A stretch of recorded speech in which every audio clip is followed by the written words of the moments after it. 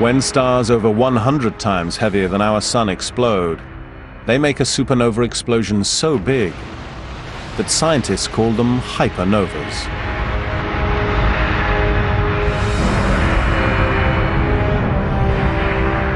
And it was a hypernova that almost started World War III.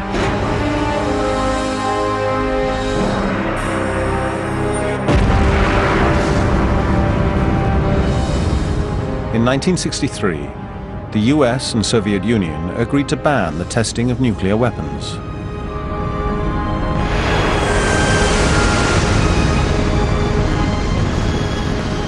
To keep an eye on the Russians, the US launched spy satellites.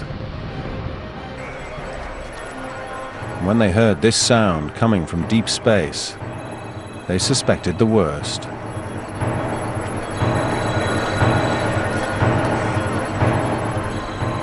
The United States government launched the Vela satellite, looking for nuclear detonations.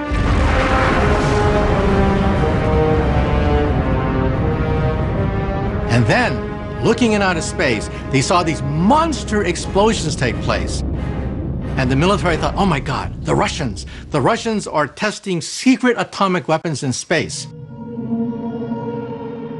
But these weren't secret atomic bomb tests, and the Russians had nothing to do with them. They began to look at where this radiation came from.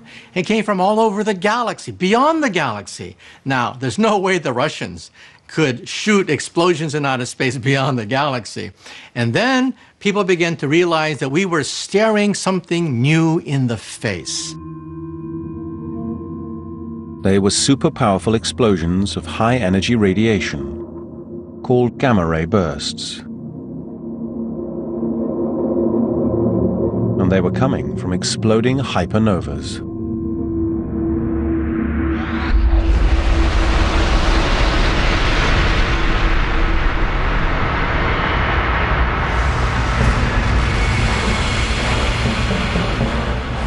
During a normal supernova explosion, gravity crushes a star's core into a neutron star. But during a hypernova explosion, the giant star is so much bigger that gravity crushes the core into something much stranger. A black hole. And the black hole immediately begins to devour the dying star around it. The rest of the star can't all go in that little bitty hole in the middle. It starts to swirl around and it forms an accretion disk, which is feeding the black hole at about 1 million Earth masses a second. And so, as you might imagine, something dramatic is going to happen here. 1 million Earth masses a second is too much for the black hole to consume all at once.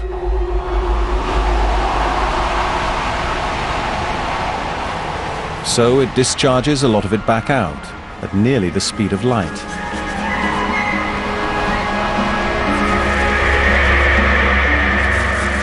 This creates two beams of pure energy, blasting their way out of the black hole. It takes it about 8 seconds to bore through the star, keeping a very tight focus, and erupt from the surface. Now, if we're standing in the opening of this jet, we'll see a gamma ray burst. The gamma rays produced from the black hole tear through the outer layers of the star and into